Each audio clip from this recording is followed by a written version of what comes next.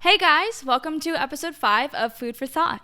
I'm so excited to be sitting down with one of my good friends here at USC, Adam, and we will be talking about his history and his recovery journey and how that has played into his artistry. I hope you guys enjoy. Yay! Thank you so much for coming on today. So this is Adam, and we'll be getting into our conversation podcast. Are you ready? I'm so excited. Okay. I'm waiting for this. Okay. So my first question is just give me a little introduction. Who are you? Your major, your theater background. Give me it all. Yeah. I am born and raised in Dubai, originally from Lebanon. So I moved to LA for college, and now I am a senior. Oh my God. Senior at USC, studying a Bachelor of Arts in Musical Theater with minors in real estate and dance. So trying to get everything I can before I leave. But yeah, kind of just started off in theater. Actually started off kind of late, I would say. In like 11th grade is when I actually decided to pursue something. First production ever was Grease. I know, I was one of the little T-birds in the back of the ensemble. So funny. It was cute. And then I ended up doing Mushnik my senior year of high school. But then COVID happened, so I had to reprise the role a year later. Anyway, besides the point. Then I decided to apply for theater at USC in LA. And then moved here, and I decided that was the beginning of a whole new chapter, and I've loved every moment here since I got here. Oh my gosh, that's so exciting. I know we're seniors. Crazy. Isn't that wild? Fun fact, we met sophomore year because we lived on the same floor. Yeah. And now we're here, which feels completely surreal. I don't like it. I'm not ready to go into the workforce, but No, not at all. I'll give you another year. yeah, literally. I need a couple more. But conversation for another day. So I'm so glad, obviously, that you came here to USC studying musical theater. Love to see Yes. it. I guess just jumping straight into it. You can be as honest, as open as you want. You can, say all the details you want, but also keep in mind like what could be triggering to people who are struggling. So definitely leave out any numbers and any graphic details of behaviors. Like I said, you know what's triggering, what's not. So if you can, give me a little bit of background, or I guess history of your struggles and what that has been like for you. Okay. So I've since I was a kid grew up big. Like I've been big since I was a kid, and my entire family is big. The only one who's not is my mom. Love her to bits. Love my entire family. But so I grew up in this environment in which we love food, and it's cultural in the Middle East and Arab world. You are not trained. You are taught to love food because it is everything about life. It's what brings you together, community, and all that stuff. But it gets to a point where then it gets a little disturbing in how like culture moves, and it's like, well, yeah, we love our food and we love our culture, but then also you're getting big, and it's a little worrying. And then it started getting a little triggering to me. And then I would say around the age of like 10 is when I was like, I need to do something. I'm collapsing. I don't know what I can do. And then that's kind of when my whole ED journey started. I was bulimic for the first couple years. I was bulimic for 5 years, up until I was 15. And that's actually when COVID happened. So bulimic, it was a scary time because you don't realize how much your body is like actually giving up on you because you're giving up on it, which is the biggest thing. So throughout those 5 years, it would just be a lot of time where I would eat and eat and eat and eat, and then I would be losing weight, and and in the end, it wasn't really helpful because I wasn't seeing the effects that I wanted, which in the end just didn't make sense to me at all. So then I was like, okay, so what's gonna happen? Then I started binging because I was like, it's not working. Why is it not working? So then I started binging, and I binged for 3-4 years as well. And then in COVID, I like shut down completely because you're at home. Exactly. Like there's not much you can do except sit there. And one of my comfort stuff is food. I think it's a lot of our comfort stuff. You know what I mean? like I said, I grew up around it. I was taught to love it. So when I did, it just became, it's, it's bad when you start having a bad relationship with something you grew up loving, just as a whole, whether it's food or anything.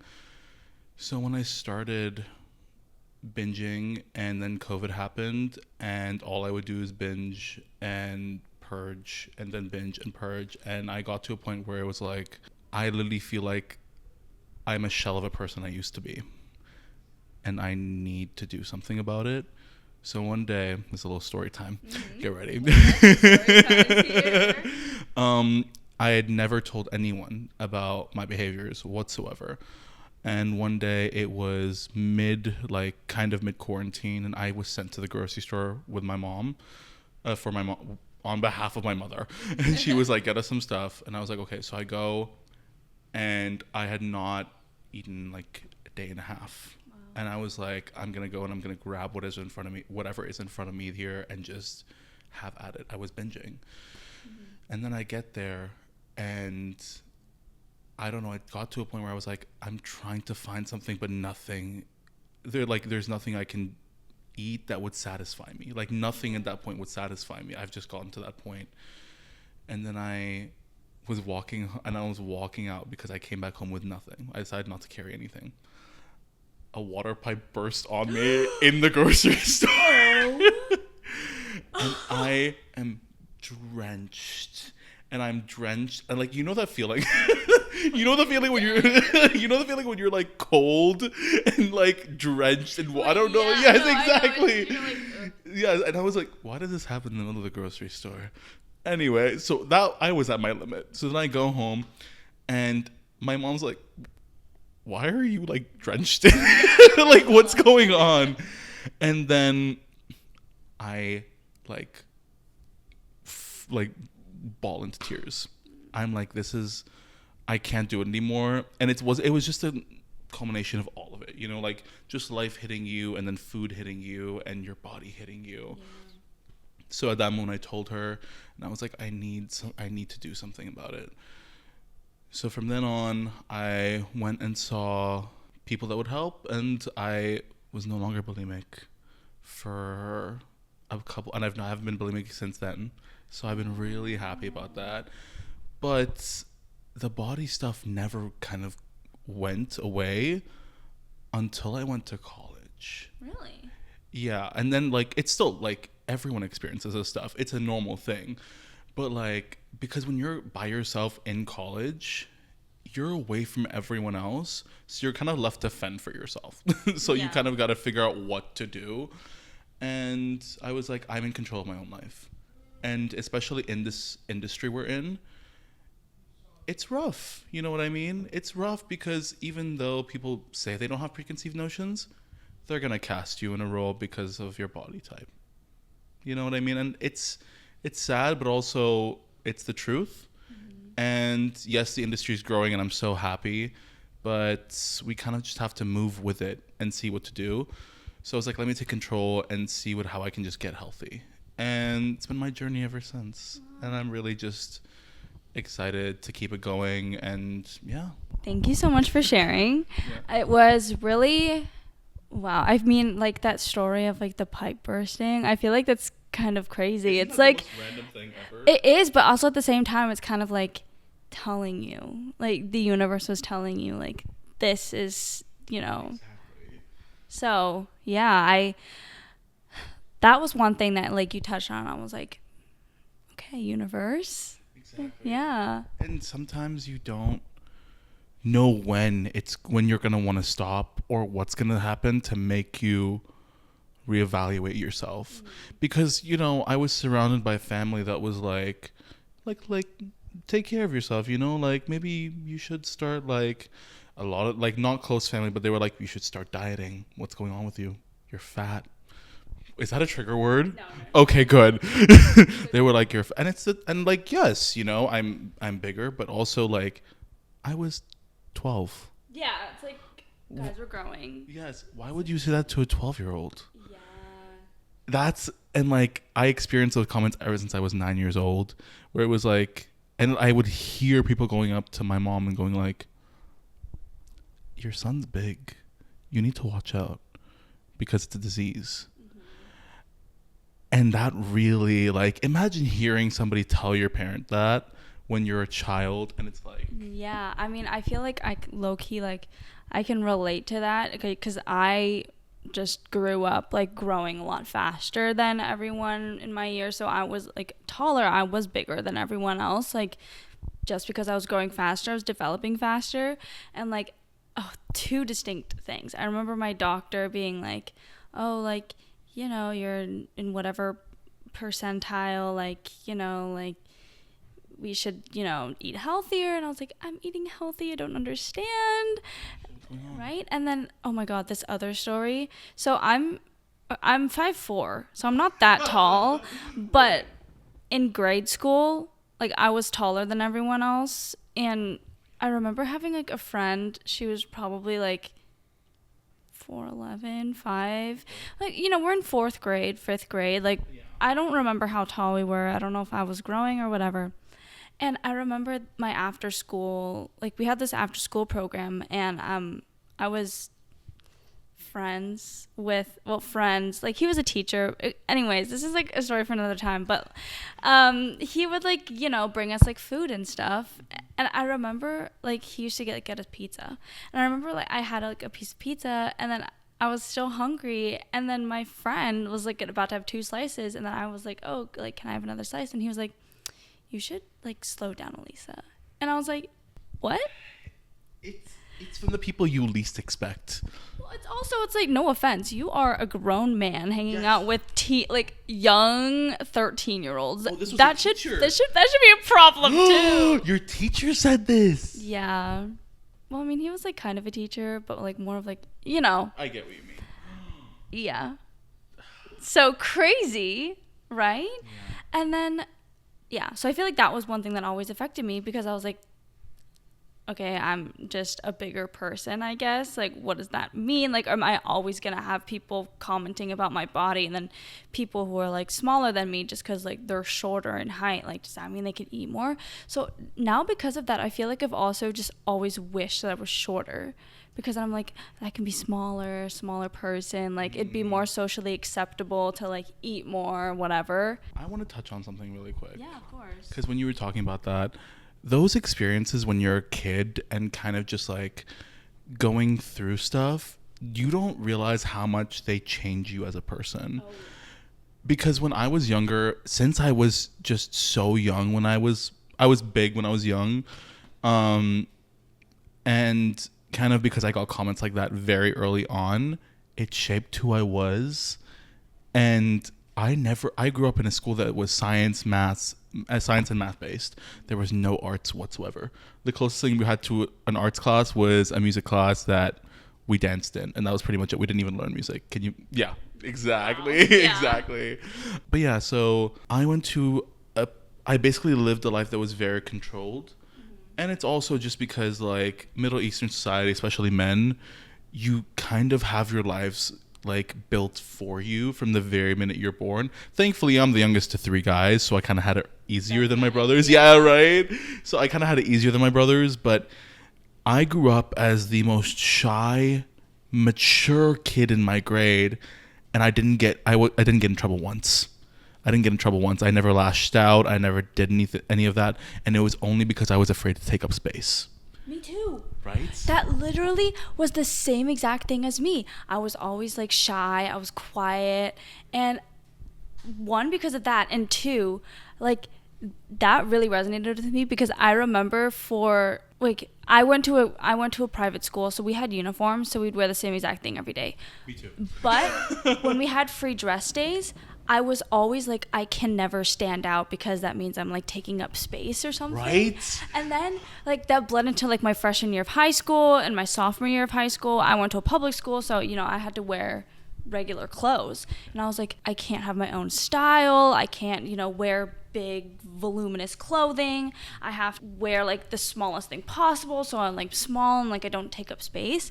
That like, really resonated with me, because I have the exact same experience, and it was something that really affected me, because I would wear the exact same outfit on every free dress day, to the point where I was like, Elisa, this is ridiculous. I'm wearing the same hoodie every day with the same pair of jeans. This is so embarrassing. Isn't it crazy? Because you don't realize how much these shape your social experiences and how much then that goes into your artistry.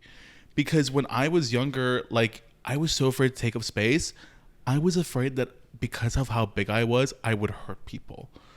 You know, when you're the biggest in the room and you're not aware of how big you are, because you're a kid and you're not aware of how big you are sometimes, you're just prone to being like, I have to be aware because everyone else is smaller around me and I feel like a giant. Yeah. So automatically I became this like shy, closed up person who had to be more mature.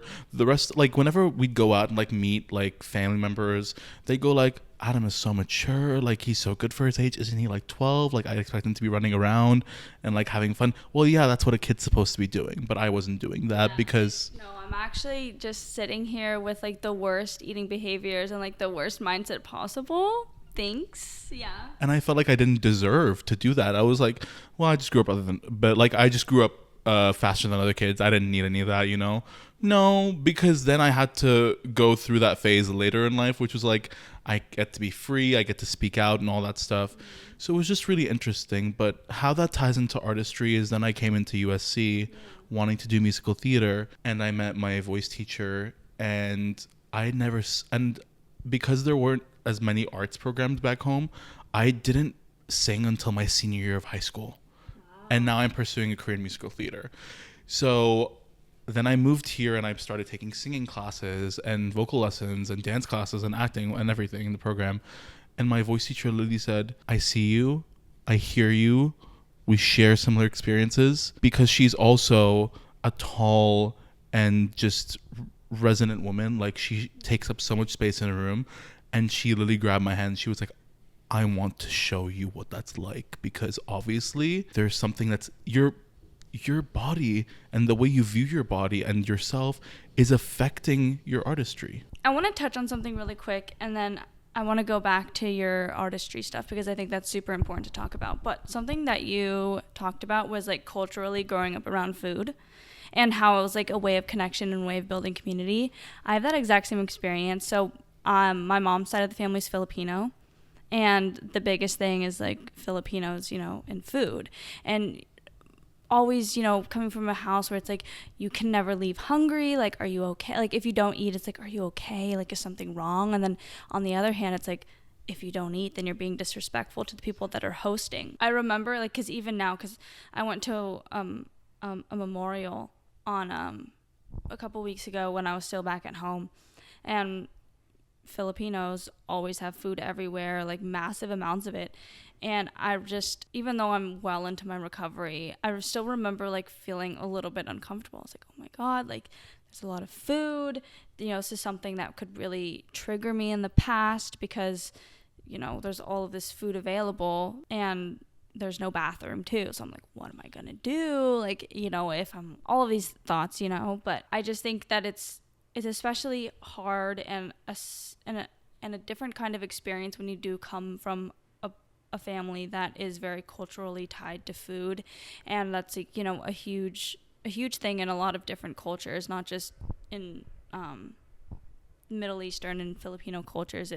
It's everywhere. But yeah, it was just something that really resonated with me because I come from that too, and you know, I know people who also struggle with that. Like, where do you find the balance between making sure that you are taking care of yourself and, you know, in that recovery process? Because when I was over there at the family memorial, I had to make sure that I was putting in the steps to make sure that I don't trigger myself. But then it's like, I want to be respectful towards, you know, my family who just like spent all this money on this food, and like some people made some food. So it can be a really difficult time, but just for anyone who is, you know, going through that, I think at the end of the day, at least this is from my perspective, I don't know what your take is on this, but you do have to make sure that you're taking care of yourself first and foremost. I know that, you know, you want to make sure that your family's happy and you want to make sure that you're being respectful. I'm not saying do not eat the food because it could trigger you, because that is the exact opposite of what I'm saying. Just make sure that you're taking care of yourself and taking the steps. Like, don't do anything that could trigger any kind of behavior, but also, you know, it's okay to enjoy the food. You don't eat this food every single day. Like, I don't eat Filipino food all the time because there's no Filipino restaurants anywhere in LA or in the Bay Area, surprisingly. So it's like, I want to enjoy my Filipino food. I want to enjoy my lumpia and, my adobo and all of this stuff. And that's okay. Because it's so rare to get these types of like experiences and time together, so that like when food is there, why is it such a thing that we have to harp on it so much? Exactly. It's like, we're just enjoying this together. Like, can we just enjoy this together? It's like not that big of a thing, Exactly. It doesn't have to be that big of a thing. The only reason it should be that big of a thing is because you want it to be. Exactly. And that depends on your recovery and your journey and how you want to see the world. Yeah. Yes, super important. Thank you. Now I want to touch more on your artistry and what that has been like for you. And so it sounds like your eating disorder journey kind of was like you were in recovery when you started musical theater. Am I right, or you can correct me? My recovery actually started after, a little bit after. So like my high school production of Grease was in 2020. It was a month before the world closed down. So my recovery started like mid to late 2020. So it was like, yes, it was around that year, but during Grease, like that production time was when I was at my worst. I was the skinniest I'd ever been in my life, and I was like, and my body was giving up on me and all that. But when I like started to actually like go through recovery and make a life for myself, my artistry helped me find who I was. And especially since there is no competition back home, because there isn't really an arts field for you. Everyone is just kind of there to support each other because there are only like 2 or 3 theater or vocal majors per like school, or people who want to do the arts. So like there was no competition, thank God. It was just everyone trying to support each other. But when I came here, it was a whole other story. Because in like the nicest way possible, yes, people are here for each other, but also we are here to fight for what we want. And sometimes for some people it comes across in not a great way. So then you ultimately feel like, oh God, like, am I not good enough? And then that goes back to my eating, because I go, of course I'm not good enough. They don't like me because I'm big. They don't like me because of the way I look, because of the way that I look when I sing, I look when I act. Like I can feel myself physically cringe and close up the same way I did when I was a kid. And it really speaks on kind of like how even in your own artistic journey, it's okay to backtrack and like kind of feel like you're losing yourself just a little bit. Not losing yourself, but like losing yourself, which you're not. Actually, you're just on a linear path. But it's sometimes you feel like, oh God, why am I not improving? And sometimes it's not from it's not from inside the box of your artistry. It's actually from who you are as a person and what you're dealing with, if that makes sense. Yeah. Oh my God, you said so many things that resonated with me. It's crazy. I want to backtrack a little bit and talk about your experience in your production of Grease. Just because you said that it was your lowest point. What was it like for you to balance the performing aspect, and then also like how did your eating affect your overall performance and affect your experience in the cast? It was actually crazy because the entire cast, because our rehearsals were from like 3:30 to 6:30 every day, or like twice a week, 3 times a week. Whenever people were having dinner, I wouldn't eat. Right. Everyone around us would be like, Adam, we don't see you eat. What's going on? And I go like, no, guys, like I ate just outside. Who is eating outside? Who is eating outside?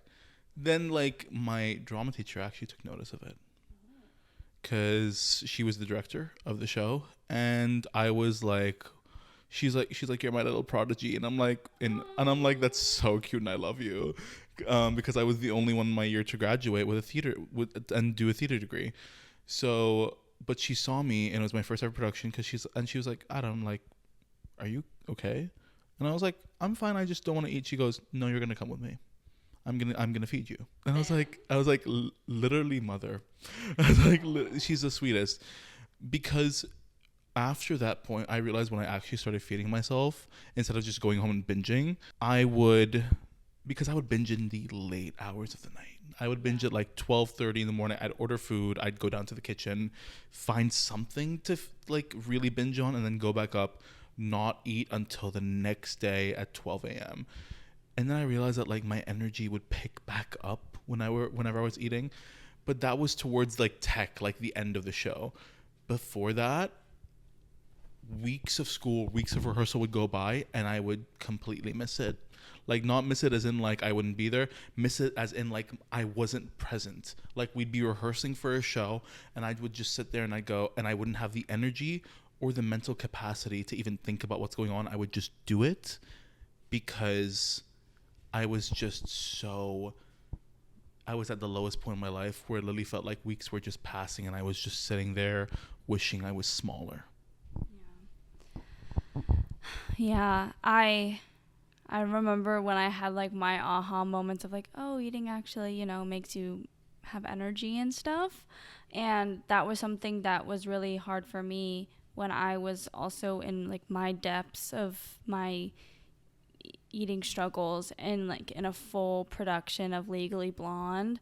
I was like half there, half not. And then I remember, you know, those moments when people would bring like snacks backstage and I'd be like, ugh, no, don't do this to me. Like, this is crossing such a big line. Like, you know, I could either eat this snack and then go to the bathroom after, or like not eat at all. And it was so hard. And it was, you know, it's so draining, especially, you know, you're in a performance. You're using so much of your body, your brain and your physical self. Like, there is so much that goes into it, and not fueling your body is not the way to go. And like, can I just say, when you go to the bathroom however many times a day and purge, you are taking a chunk out of yourself. So then you start to not only lose yourself for like in the present and mentally, but physically as well. Yeah. There were times where during dance calls and like just dance choreo days where I would almost pass out because I would sit there and, you know, I would sit there and I go like, no, I'm a big guy, I'm not gonna pass out. Like, I'm hefty, like I won't fall. Like, doesn't matter. You can pass out no matter what. You definitely will pass out if you're not eating. Exactly. So then I sat there, almost passed out so many times a day. One day, like, as a drama teacher, had to come by and like give me a chocolate, and she said, I don't know what's going on with you, but like, I hope you're okay. Eat, like, here, have a chocolate. Like, we need to get back to choreo. And I said, thank you. Yeah. But so I get it. Yeah. I wanted to talk about your artistry journey now in LA and what that's been like for you. It sounds like your experience with this teacher has been a good one for you, and, you know, I just want to hear more about your outlook on your artistry now and how, I guess, like, compared to back then, what, like, the growth and, you know, what that's been like for you. I would say that I keep saying that. I need to stop. Okay. When I was in high school, it was my first time ever performing, so I was very authentically myself. When I moved here, I tried to be like everyone else. I was like, I have to match his voice. I have to hit those notes. I have to do all this, do all that. So that's why for the first 2 years of college, I actually was like, I don't know where I am. I don't know what I'm doing. I feel like I'm just freaking out, and like this, and like everything is eating me up alive. Until I actually I actually honed in on musical theater, and I was like, okay, if I don't get my shit together now, it's not going to happen later. Yeah. So like, if I don't pull myself together now, it's not going to happen later on, because this is a time where I get to actually, like, you know, grow. So yeah, so it was interesting. I actually met my voice teacher, where one day I was just, for me, it's that if, I don't know if you feel this, but for me, if I'm not busy, I feel like I'm doing something wrong. Yeah. Especially in this industry. Yeah. Being busy is a good thing, but being not busy means you're not being productive and you're not putting work into your career. You're not putting effort into your career, which is so not true. Mm-hmm. Because there are days where I would wake up at 7:30 in the morning, leave my apartment, come back at 1 in the morning, fall asleep by 2, and wake up again at 7 in the morning. I would be out of my apartment for over like 14 hours a day. Yeah. 15 hours a day. And people were like, I would call my parents back home and they go like, why are you awake so late? No, like that's not normal. No. And just generally speaking in college, because we also like USC, everyone's smart here, everyone's hustling, everyone is, doing what they can to be successful and get ahead. I respect that. We all respect the grind here, but we're all in like this bubble where we think it's normal to like constantly work and constantly be out of the apartment, like working and doing classes and making time to do homework, and then we have rehearsals on top of that because we're music majors. It just because I run into this struggle a lot, and it's something that I've actually been trying to work on this year specifically, because I only have class 2 days a week. No, I know, crazy. God. Except one day, like I am literally out of the house from 10 a.m. to 10 p.m. Anyways, but yeah. And then I would also use that as like a way to distract myself from actually dealing with my issues, because I'd be like, oh, I'm in class, like, have to pay attention to class. And then I'll be, with friends on a break and then go back to class. And I would use it as a way to just cope with all of my behaviors and just distract myself from everything instead of actually dealing with the problem. Mm-hmm. But yeah, that was more of a tangent, but it's like really not normal to be out of the house that much. It's not. And that's just how it is here for a lot of people. And the thing is, we're not doing anything crazy. Literally class 8 to 6. At least for me, this is my schedule. Class 8 to 6. Rehearsal 6 to 10. Yeah. After rehearsal, board meetings for whatever art group you're in from 10 till 11:30. And then, of course, after the meeting, you're going to socialize with friends for like 30 minutes to an hour. Then go home. And like you have to find a way to like get ready for bed and then go to bed. But back to like my artistry and all that stuff. When I officially met the right people here and the right vocal coach, acting coach, and then just actually began to like see myself for who I am and who I uniquely can be, then it actually tied into my recovery process, because it's kind of the same thing where it's like you begin to find these habits where it's like journaling and taking time for yourself and doing little things for yourself to like, that's you time, you know what I mean? And then actually eating and actually staying hydrated. And one of the biggest things she's told me is that like, I am allowed to be present. I am allowed to take up space in this room, because if you for even a bit doubt yourself in this industry, you are not going to show yourself 100%, and you're not going to show your true talent. Because I truly didn't think I was talented up until I was able to hear my full self in a rehearsal room, and I was like, oh my God. Exactly. And then you bring that into an audition, you're like, maybe I should be here. But then I was like, no, I know I should be here. Like, it's meant for me. So, and the thing is, I'm still on that journey and learning with everyone around me, whether it's her or like all the other professors and coaches and just people in the industry, like people who I'm working with as well. I'm like, I learned from each and every one of you how to be more unique to myself. And it's beautiful. Like, even for me, like when we met, it was a crazy moment, because I was like, Elisa was the first vocal arts major I met at USC. And I was like, it's so interesting how we're so similar, but also so uniquely ourselves. Mm-hmm. And we have so many like similarities and things we love like that are the same. But it was crazy. It was so nice. Yeah, no, I felt the same when I met you, because I mean, I'm surrounded by vocal arts people all the time, but it's just different because I'm like a musical theater kid at heart. And so like meeting more theater people, I'm like, I get it. Like we're performers, and it's so something that you talked about was like being able to learn how to take up space. When you're a performer, you have to take up space.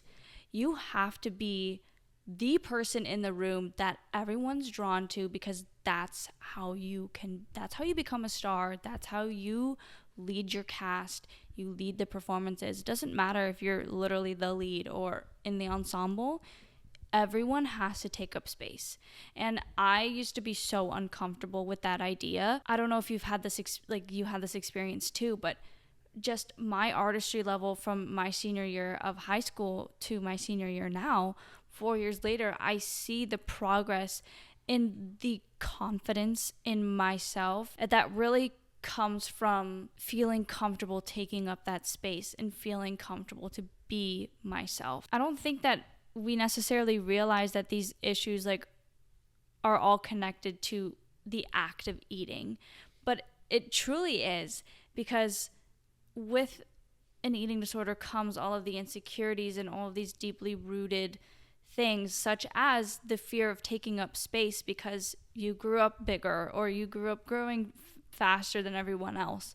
And when you're a performer, it can just be really difficult to come out and be able to just magically take up space when for the past however many years you've been trying to shrink yourself this entire time. It really can impact your artistry. I could never fully drop into a character because I was nervous about doing that and becoming someone who has to be big personality. And it doesn't even matter if it's a big personality. Like, one of my go-to songs is Breathe from In the Heights. Nina is shy. Nina is inside of herself. Nina is insecure and scared of coming back home and feeling like a disappointment.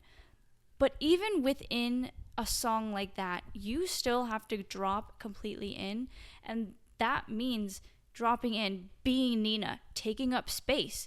You need to take up space on the stage when you are singing Breathe. You have to be the one that people are looking at and the one that people are like, I can feel her struggle. I can feel the pain and the disappointment that Nina's feeling in that moment. And with that comes taking up space and being recognized and being the center of attention. And it's scary.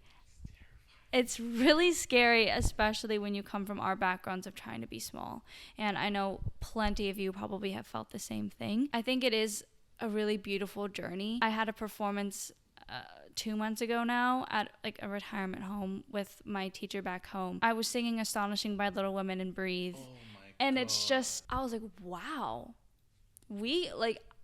I am meant to perform. That is what I love to do. And being able to have the confidence in myself and the actual want to like take up space in this room and like wow the audience is so fun.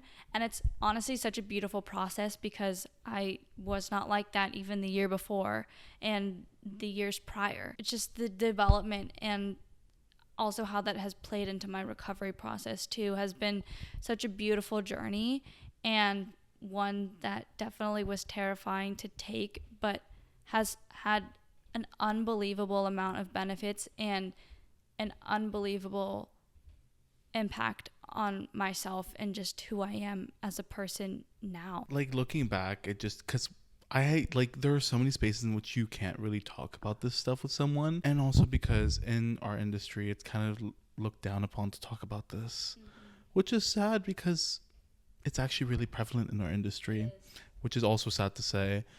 But the one thing is, I'm just so thankful that when I was young, even though it took me a while to like actually go to my family and say, I have a problem, I need your help, and like crumble, I actually had people at my school, my friends, those teachers, like my drama teacher, my head of year, like now my voice teacher here, like people who are telling me, you are meant to be here, you are meant to take up space. There will always be someone, even the people who you least expect, who are like, I get what you're talking about. Yeah. And I know what it's like. And I'm here for you. So that's why I'm actually really happy that you started this. Because one of the first women that I saw it, I was like, this is something really special. And this is something that you don't see. But it is so intertwined and embedded in our lives as artists. And I feel like because of our eating patterns and just our lifestyles that we grew up with, whether that be the positive or negative aspect of it, this podcast right here and like the whole growing up with an ED thing is kind of also the reason why I chose to be an artist. I don't know about you, but I was like, this makes so much sense for me because I don't see myself being a complete person unless I get to show it and be proud of who I am, because it also ties into my recovery. And that's kind of what's been helping me the most throughout all of this, is that yes, I feel like I want to like perform and it's my passion, of course, but there's also something deeper about it that's like, it's there for me. So I want to take as much advantage of this opportunity as I can. And yeah, and I know that we're going to grow to be so big and so great in every way possible. And it all starts from stuff like this. Yeah. So thank you. Thank you for saying that. truly does mean a lot to hear about the impact that this podcast has had. I've had, people reach out to me too, and it honestly means so much because I think that this, like you said, is a huge thing in the industry, not just in musical theater, within the entertainment space and within social media. The amount of justification and openness that eating disorders get in a positive light is just not okay, because it has so many more impacts than just your physical body that people don't realize. And I think that people also don't realize how deeply rooted it is and how much it truly does affect you emotionally, mentally, and can impact so many different aspects of your life. So I'm hoping that, talking about this more and talking more about people's stories will inspire people to be like, I don't need an eating disorder to be successful, to be happy with myself, because I've talked to now 5 people, and then I also have myself, all talking about how their recovery process has been a positive thing for them, and has not only been a positive thing, but you discovered a new part of yourself and discovered a new part of your artistry. And I think that's so beautiful, and it's so exciting to see.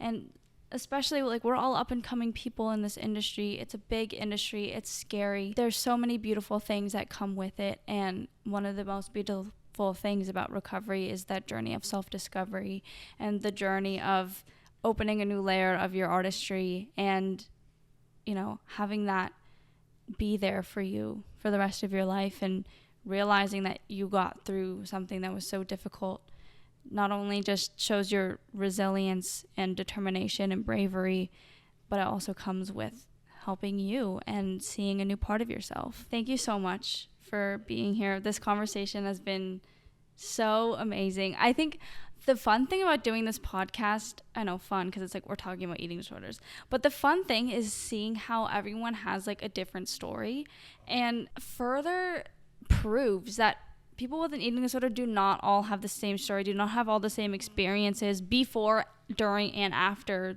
the recovery process. Everyone's behaviors are different, everyone's upbringing and the reason why, these behaviors started are all different. And it's so interesting to hear about. So thank you for bringing your story here, because I know that there are so many people that could resonate with that too. Before we go and go to the football game and tailgate, what is a piece of advice, word of encouragement that you have for anyone who is struggling right now and is in the industry and struggling to find themselves and their artistry? You are never not sick enough. You are never meant to be small. It's okay to take your time with things. And also now, on an artistry perspective, never make yourself smaller for other people. You are not going to hurt anyone you love just for sharing your opinions and being in your body and proud of yourself. And take up all the space in the world, because that's what it's here for. Thank you so much for joining us today for episode 5. I really hope that you enjoyed this episode. If you did, I would really appreciate if you followed on Instagram or TikTok at the Green Room Recovery Project, and follow, share, comment, everything you can to help boost and spread the word about food for thought. I hope that you learned a thing or two about artistry and being able to grow as a performer through your recovery process, because truly it is a beautiful and amazing journey that I hope anyone who is struggling can go on, because I've learned so much about myself. And if there's one thing that I have learned, is that everyone else has learned so much about themselves, their artistry, and have just been able to be a better artist and better performer. So I hope you guys enjoyed, and we'll see you soon for the next episode. Bye.